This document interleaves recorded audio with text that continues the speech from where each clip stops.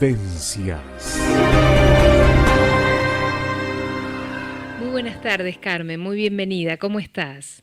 Bien, querida, gracias. Buenas tardes a ti y a la audiencia. Bueno, y hoy seguimos con el tema que empezaste la semana pasada de los baobabs, pero hoy vas a sumergirnos en la influencia que han tenido en la literatura, ¿no?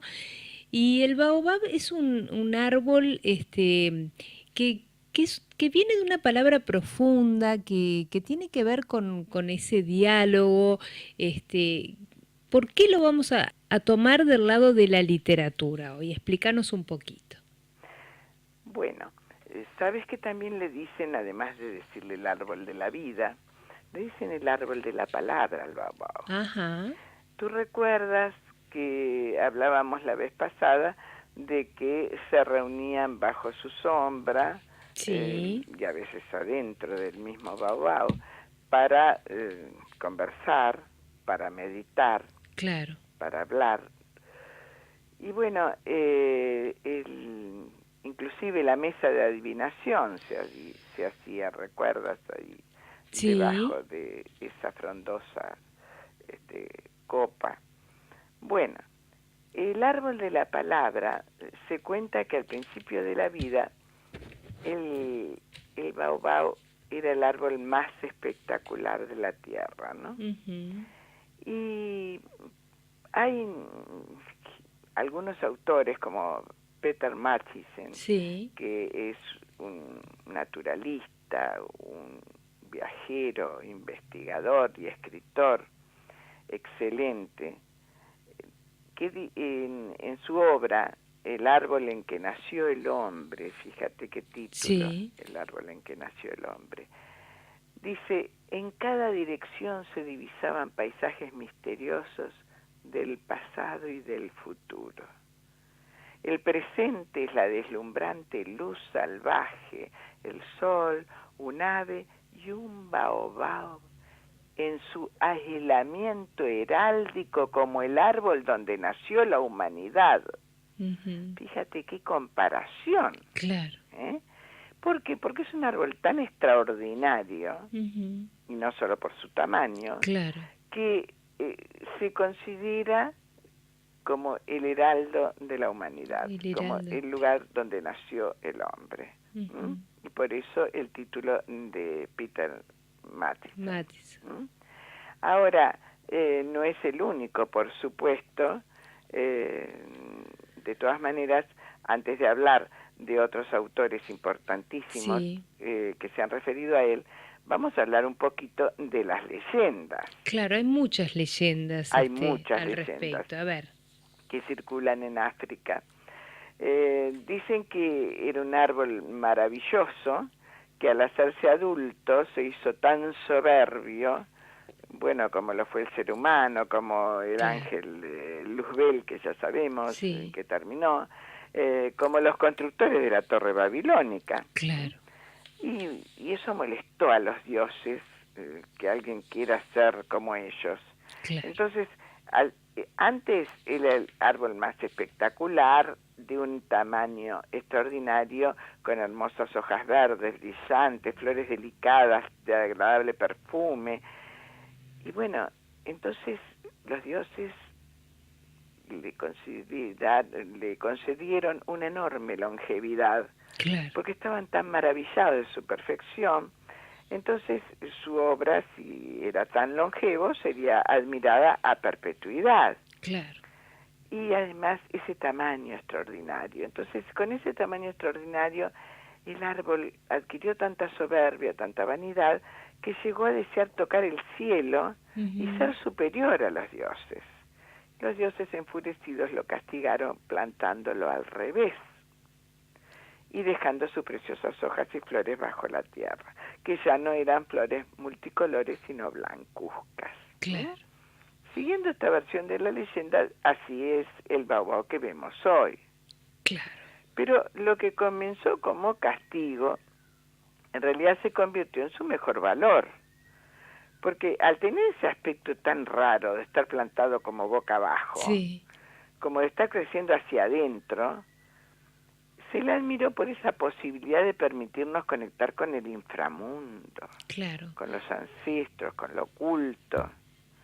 Entonces, como decíamos al principio, hoy muchas tribus africanas se reúnen, ahí sí, conversan, firman tratados, establecen compromisos, sentados bajo ese árbol, y reuniones importantísimas con los chamanes también, que a veces solo tienen eficacia si se realizaron bajo su sombra. Inclusive, para cualquier tribu, cualquier miembro de la tribu, un contrato sin firmar, sin nada, realizado bajo su sombra, es como palabra de Dios. Claro. ¿Mm? Pero hay que respetarla a como dé lugar. a propósito de esas leyendas que estás compartiendo, también había algo de que dicen ahí las leyendas, que se dice que no era aconsejable quedar dormido bajo las ramas. ¿Por qué? Así, bueno, hay muchas, ¿no? En Sí, una porque se lo llevaban, si se dormía bajo las ramas, claro, los dioses se lo llevarían al cielo, lo que podía tener, según las creencias, un matiz positivo o negativo, ¿no? claro. Ir al cielo junto a los dioses. Pero hay otra leyenda que no es tan esotérica, Mm. que dice, si una persona toma del agua en la que se mojaron las semillas de baobao, quedará protegido del ataque de los cocodrilos. Pero si osa arrancarle una sola flor, si se anima a arrancar una sola flor, morirá devorado por un león.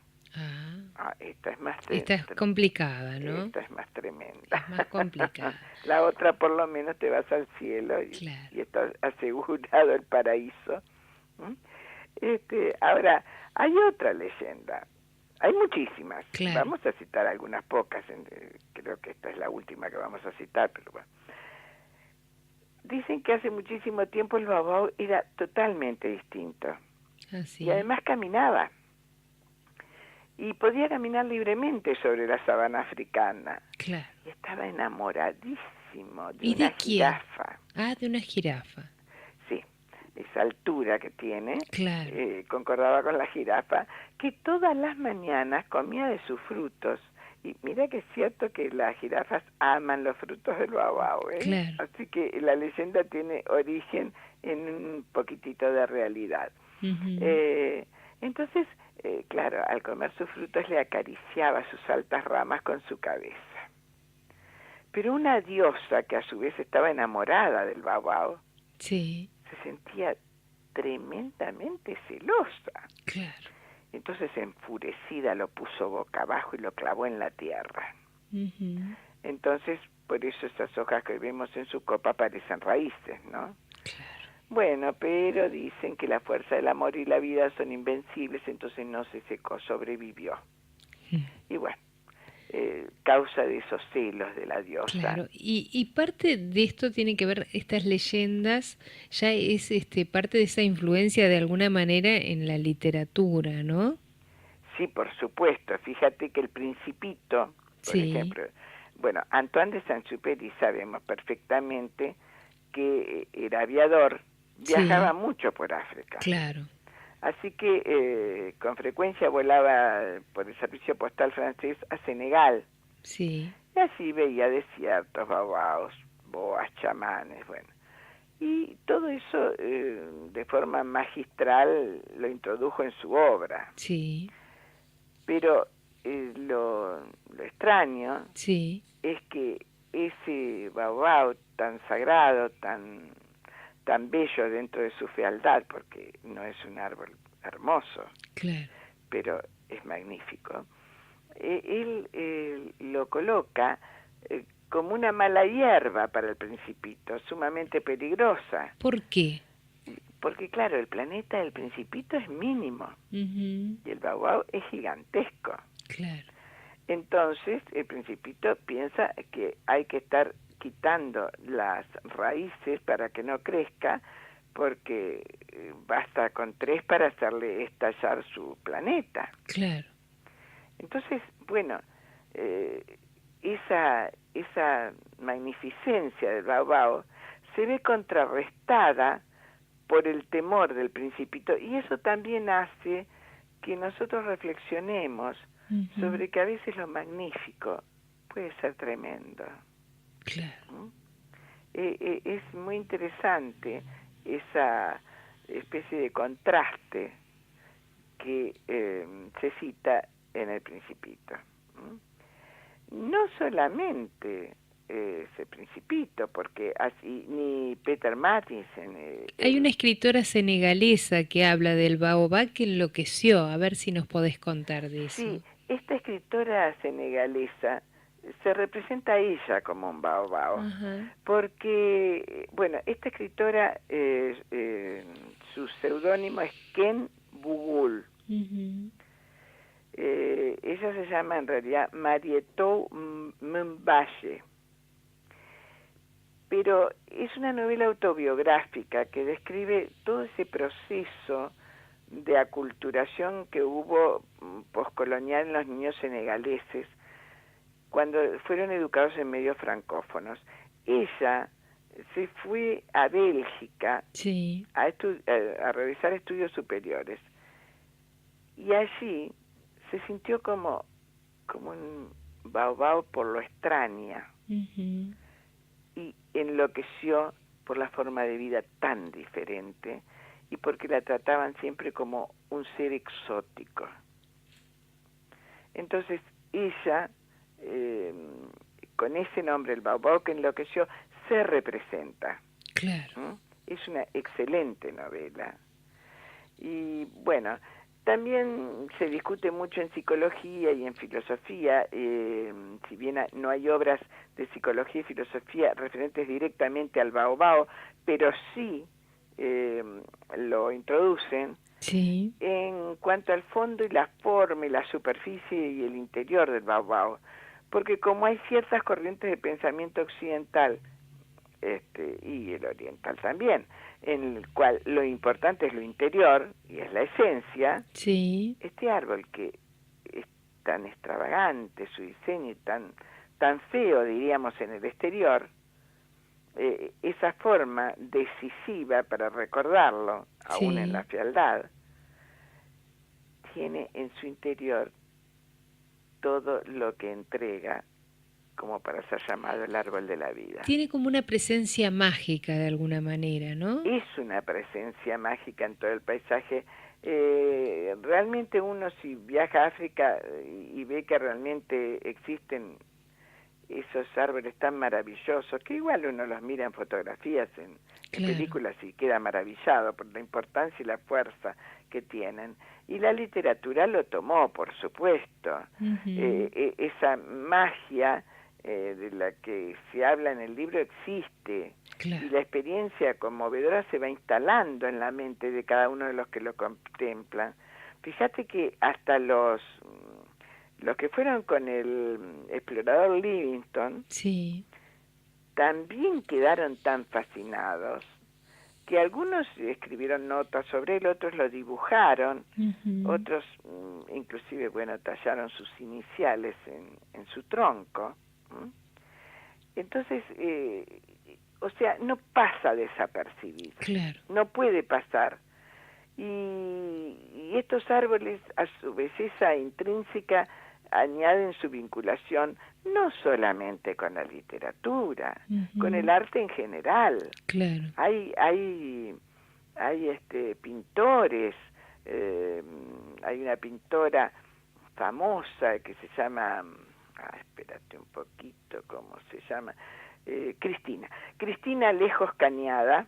Ella hizo una pintura famosa que se llama El baobab y la lluvia. Después muchas otras pinturas hay. Después la artista china Elaine Lin expone en todo el mundo sus fotografías, en las cuales los protagonistas son los baobabs. Después hay otra artista muy famosa por creaciones en miniatura que usa los baobabs transformándolos en bonsáis, que se llama Liliana Porter. O sea, que no solamente está en literatura. Claro. Ahora, en literatura hay un libro muy bueno que se llama A la sombra del Baobao, que es un viaje en busca de las raíces de África. Claro. Y dicen, ese libro habla de que el valor supremo es la amistad, la peripecia vital es la dura supervivencia, y es una experiencia compartida por dos hombres, un escritor y un fotógrafo, y un destino. ¿Cuál es el destino? No es África, a pesar de que van, es el Baobao. Los baobabos diseminados por los 4 puntos cardinales en el continente africano. Claro. Un viaje, dicen que es como que ir a la casa del árbol más grande y legendario del mundo. Un viaje en pos del paraíso perdido. Claro. Entonces lo relacionan, las raíces del baobab la relacionan con las raíces de la propia persona, con la unión consigo mismo. Claro. Como que el viaje para reconocer a los baobabos es un viaje de autoconocimiento. Entonces, ese libro es un libro hermoso, que tiene historia, tiene aventura, tiene humor, simpatía, ante uno de los fenómenos más espectaculares de la naturaleza, ¿no? Claro. Ahora, fíjate que hay todo un movimiento, inclusive, que se llama The Golden Baobab Prize, o sea, el baobab dorado, que lo hizo una joven que se llama Débora Agencora, que, bueno, desde sus tiempos infantiles era una voraz lectora, ¿no? Claro. Vivía en Ghana. Entonces ya cuando estaba estudiando en una universidad de los Estados Unidos, decidió ayudar a África y fundar una organización para enviar miles de libros a los países africanos. Resulta que se encuentra con que en los libros no había imágenes de africanos.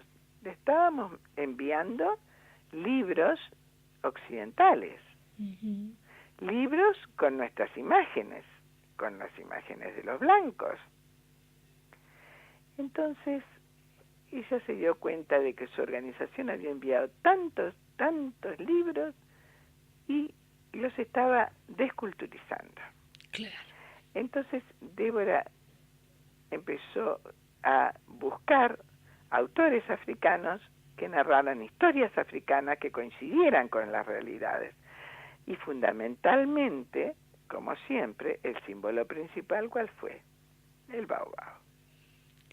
Entonces, desde ese baobab dorado, que así se llama la organización, se extiende un mundo lleno de maravillas en las que participan los niños africanos y se pueden identificar. Una maravilla escucharte, Carmen, pero me tengo que ir a la pausa, así que te pido si querés, no sé, redondear con algo y continuamos, si te parece, la próxima columna. Bueno, yo creo que ya hemos hablado mucho del Muy bien. baobab, así que simplemente te digo que esta organización del baobab dorado fue fundada en el 2008 y cuenta con premios como punto fuerte, que premia a los autores y sobre todo a la literatura infantil africana. Claro. Y se dedica a la difusión mediante charlas y talleres en todo el mundo. Tiene su propia agencia literaria que pone en contacto a los creadores y a los editores. Y entre los miembros del Consejo Asesor se encuentra la escritora muy famosa que apoya el African Library Project, que se llama Ama Ata Aidoo. Me parece una obra fantástica realmente. Bueno, Carmencita, un inmenso placer como todos los martes. Nos encontramos el próximo martes en tu columna El Todo y sus Partes. Muchísimas gracias. Gracias a ti, querida.